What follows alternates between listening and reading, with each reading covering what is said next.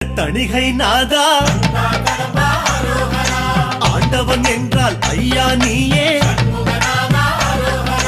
ஈஸ்வரி என்ற மந்திரவேலே கருணை என்றால் ஐயா நீயே, கரிமுகனுடன் வர தரிசனம் தருவோய்,